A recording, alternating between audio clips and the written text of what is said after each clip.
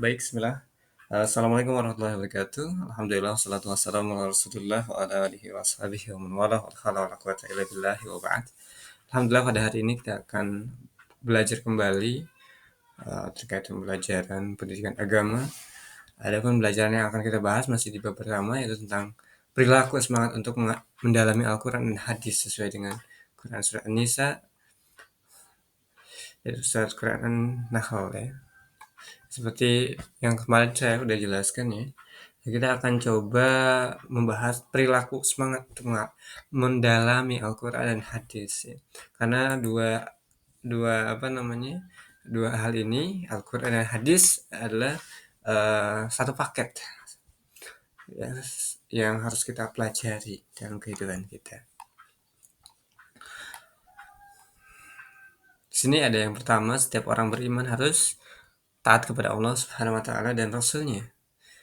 Ya, jadi apa? Ayat ini menegaskan bahwa sumber utama petunjuk hidup umat Islam adalah Al-Quran. Al-Quran ini menjadi wahyu Allah sebagai pedoman, petunjuk ya, yang yang diberikan kepada Nabi Muhammad ya, dan sunnahnya Rasulullah Shallallahu Alaihi Wasallam. Ketaatan kepada keduanya menjadi bukti ya, menjadi bukti apa? Bukti keimanan seseorang. Contohnya seperti apa? Contoh seorang selalu berusaha menjalankan sholat 5 waktu, tepat waktu dan mengikuti cara sholat sesuai tuntunan Rasulullah Shallallahu Alaihi Wasallam. Dan apa namanya? Contohnya itu. Atau contoh keduanya, seseorang dilarang untuk mabuk-mabuk, makan makanan yang haram ya,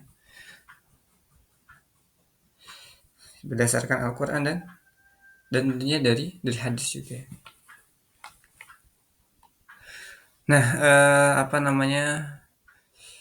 Menanti pemimpin baik, pemimpin memerintahkan maupun ulama ya. Jadi sebagai orang beriman kita harus menaati atau mentaati, mematuhi ya, pemimpin baik, pemimpin dalam pemerintahan maupun para ulama ya. Jadi ada pemimpin dan ulama yang harus ditaati, dipatuhi. Apabila ada perbedaan pendapat, Islam mengajarkan untuk merujuk kepada dua sumber. Sumbernya apa? Al-Quran dan hadis. Bukan hawa nafsu atau pendapat pribadi bahwa bahwasanya kita nih benar, kita ini salah, dan seterusnya. Acuannya adalah Al-Quran dan hadis. Kita acukan ke situ. Mana ketika ada pendapat seseorang, mana apa namanya? Mana kalam Allahnya? Mana perkataan Allahnya dalam Al-Quran? Mana dan mana hadisnya, kan gitu, selesai itu. Contohnya seperti apa? Ketika terjadi perbedaan pandangan tentang cara doa kunut ya, sering ya jadi polemik ini. Seorang mencari dalil dari Al-Quran dan hadis serta penjelasan ulama, bukan memperdebatkan tanpa dasar. Jadi ada dasarnya seperti itu. Lalu membaca apa namanya, apabila terjadi perdebatan tadi ya, perdebatan ya,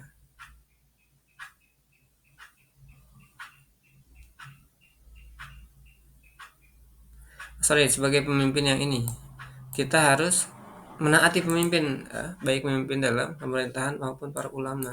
Jadi kita harus menaati para pemimpin yang baik ya tentunya dalam memerintah, dalam pemerintahan, dalam mengelola suatu suatu negara, suatu daerah, dan maupun para para ulamanya. Kita harus menaati itu. Setelah Allah dan Rasul ya, kita juga diperintahkan menaati pemimpin selama mereka memerintahkan hal yang tidak bertentangan dengan syariat Islam. Pemimpin berperan menjaga ketertiban dan keadilan, regulasi di situ. Contohnya seperti apa? Contohnya mentaati peraturan pemerintah tentang tata tertib lalu lintas atau mengikuti arahan ulama dalam menentukan waktu ibadah puasa dan Idul Fitri. Jangan semau-maunya. Jadi kita mengikuti aturan-aturan yang telah ditetapkan baik itu para pemimpin dan para ulama. Contohnya dalam penetapan apa, kalau ulama dalam penetapan apa namanya Idul Fitri ya, puasa gitu ya, lebaran dan seterusnya seperti itu. Tadi juga saya sampaikan bahwa apabila terjadi perdebatan dalam masalah agama agar kembali kepada Al-Quran dan hadis. Jika terjadi perdebatannya, apabila ada perdebatan pendapat, perbedaan ya, karena seseorang kadang juga ada ya perbedaan pendapat, Islam mengajarkan untuk merujuk kepada dua sumber utama tadi sudah sampaikan juga. Yang pertama adalah Al-Quran dan hadis, bukan hawa nafsu atau pendapat pribadi yang nggak ada dasarnya. Contohnya seperti apa? Ketika kita terjadi perdebatan pandangan tentang cara doa, ya misal kunut lah.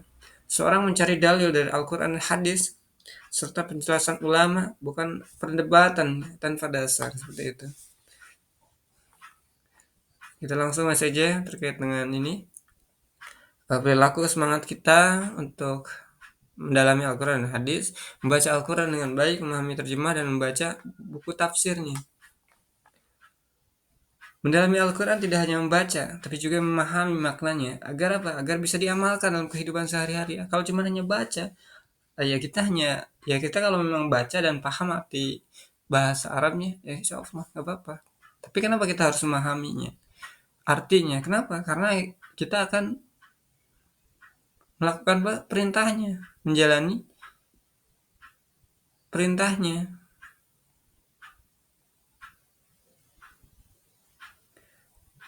Dan baca buku tafsir.